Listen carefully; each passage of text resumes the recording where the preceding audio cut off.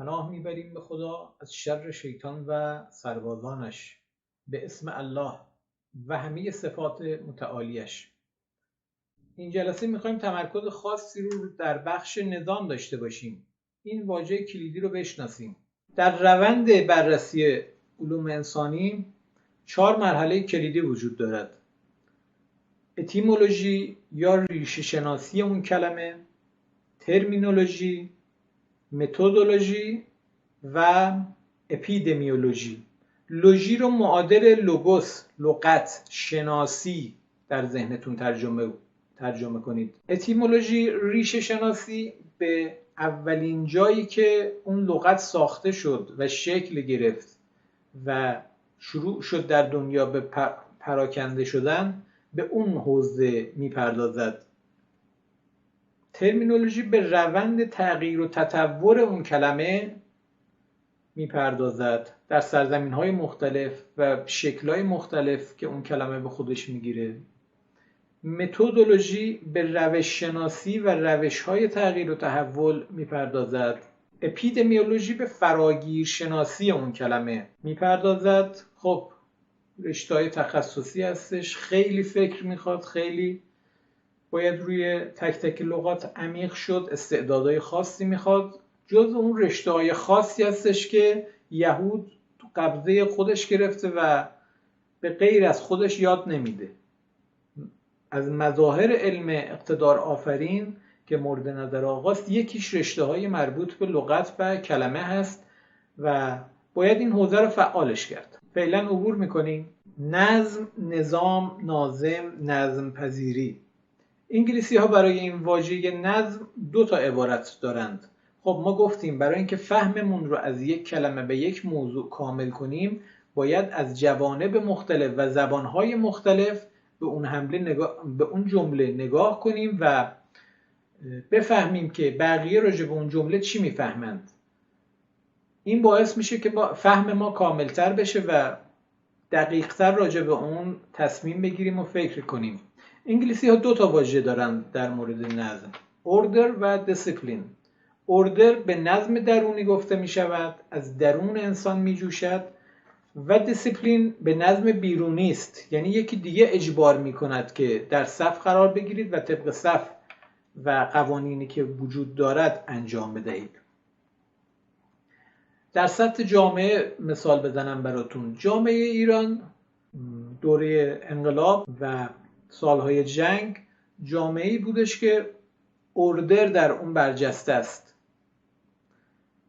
و در بسیاری از موارد تا به امروز جامعه‌ای هستش که اوردر در اون برجسته است، یعنی نظم درونی. یعنی من شهروند ایرانی میدونم رفتارهای مشخصی دارم، با همسایه ها سلام علیک گرمی دارم، تعارف‌های آنچنانی به همدیگر انجام میدهیم و در هر مبادله کلی تعارف میکنیم، لحن مناسب. جامعه‌ای که تصمیمات همگانیش جنبه نظم از درون رو داره، به این میگن جامعه اوردر و خیلی خوبه. نیاز به حکومت خیلی کم میشه و کنترل های حکومتی خیلی کم خواهد شد.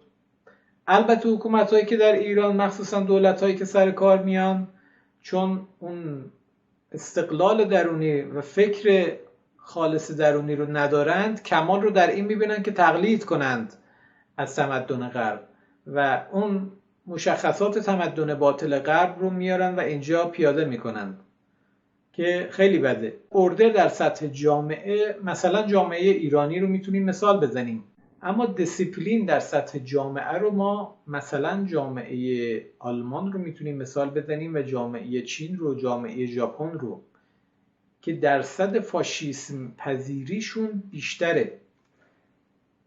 این جوامع به شدت نیاز دارن که کسی از بالا و از بیرون اونها رو کنترل کنه و در چارچوب نگه داره. قوانین به شدت محکم و سفت و سختی دارن و اصرار دارن که حتما باید اجرا بشه. ما ایرانی ها چند بار در سال مراسم و تجمع‌های میلیونی داریم. هیچ حکومتی قادر به کنترل این جمعیت نیست. مثلا در عید سال نو، در راهپیمایی اربعین، در مراسم عزاداری امام حسین، راهپیمایی 22 بهمن و خیلی از راهپیمایی‌های دیگه، این جمعیت میلیونی رو به صورت نهادی و خودجوش خود مردم با تعاملی که با هم دیگه دارن این مراسمات رو جلو میبرن. به این جامعه میگن جامعه اردر. جامعه‌ای که چنگیزخان مغول، تیمور که خودش رو منتسب به مغول ها میدونست اداره میکردن و باهاش جهان رو شوخ میزدند، جامعه‌ای که دیسیپلین به شدت در اون حاکمه، وحشت آفرینی، ترور و کشتار شاخصه اصلی اون حکومته و خب میدونیم که دوام نداره.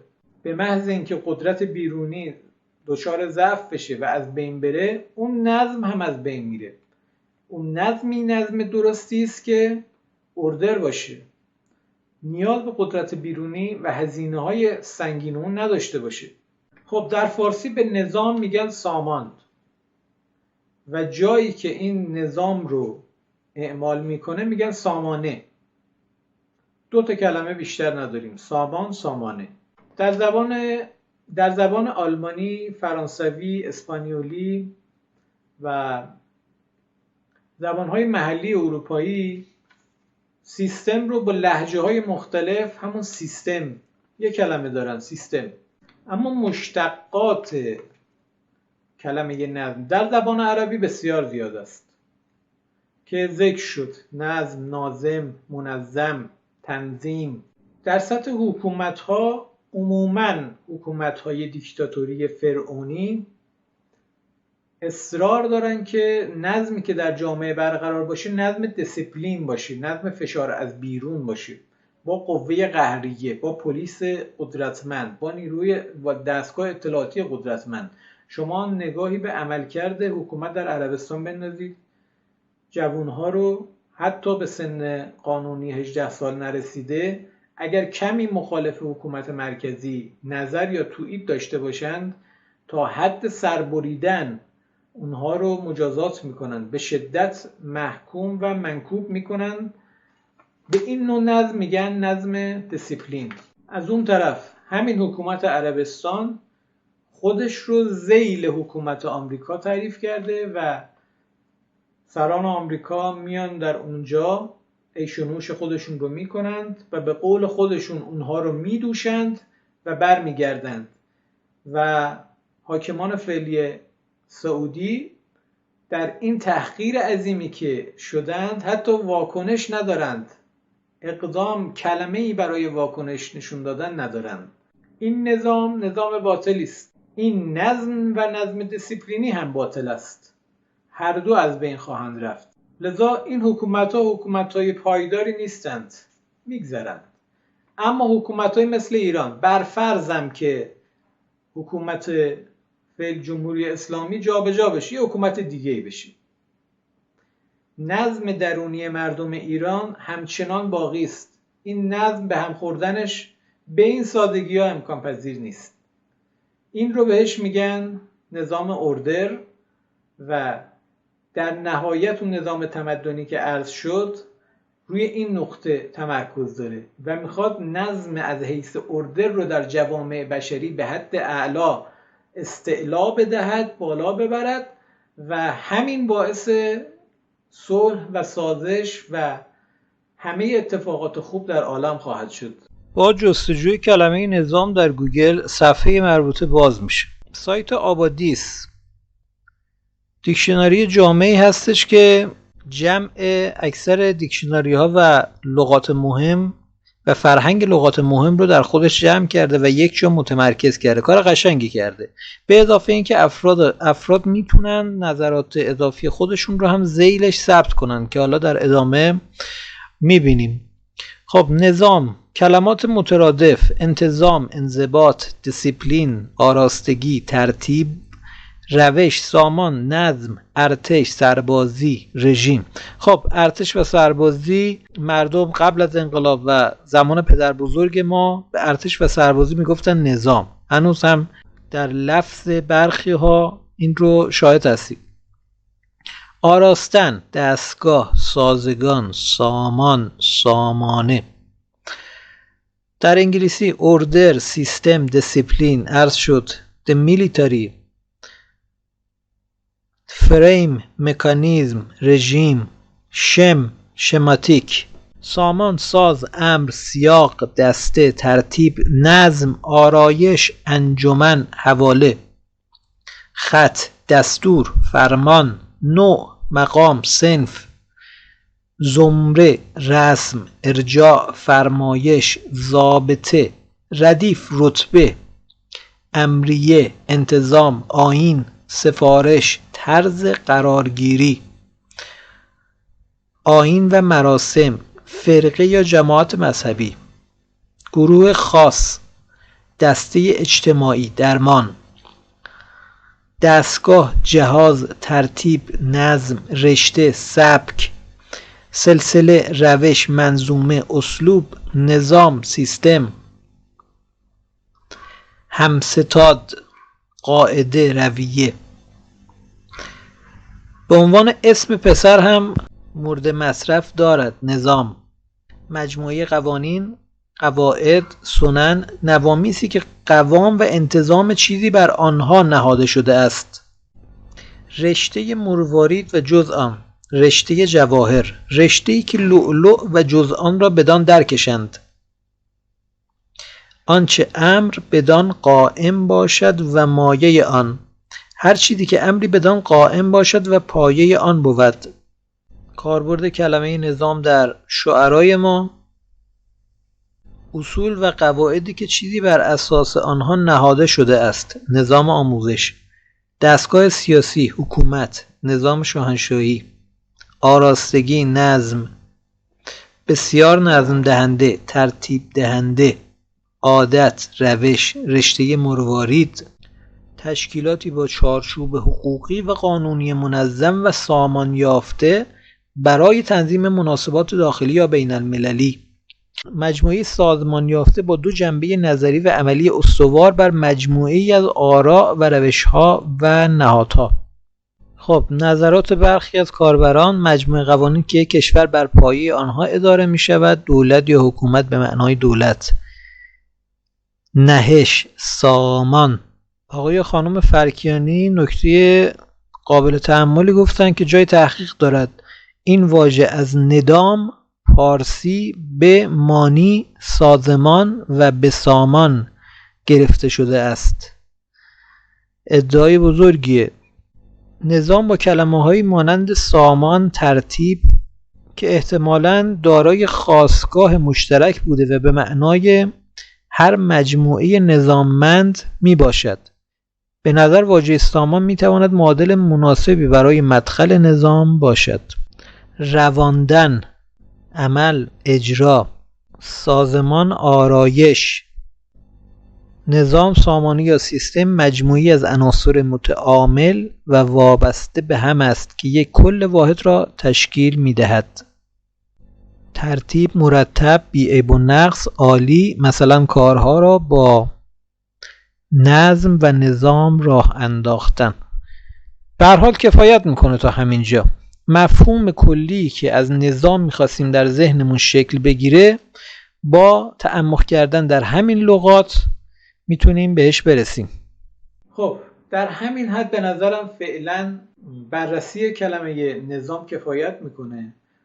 نیاز به کار عمیق‌تر هست، ولی ما رو از مسیر دور میکنه. ما قرار نیست که جزءنگر باشیم و در یک کلمه جزئی انقدر نفوذ بکنیم که کل رو از دست بدیم. ما رشته‌مون رشته کلشناسی است. ما در نظام سازی و طرح‌های تحولی نظام باید به کلیت موضوع برسیم و کلیت رو گم نکنیم. این اصل اول ماست. اگر شما احساس میکنید که نیاز دارید بیشتر راجع به کلمه نظام تعمق بکنید، این احتمال رو در نظر بگیرید که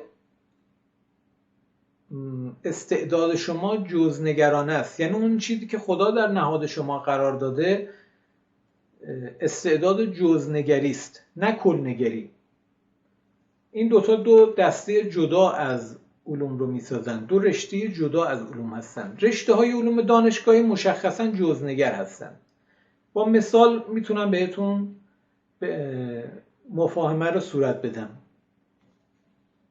مثلا رشته برق، شما از بین تمام رشته های طبیعیات، علوم انسانی، مکانیک، عمران و هر رشته دیگری، شما یک دسته علوم خاص مثل برق رو جدا میکنند حوزش رو، و تا مقطع لیسانس به شما میگن که این تعداد واحد و این تعداد کتاب و مباحث رو شما بخون، ما به شما مدرک لیسانس میدیم.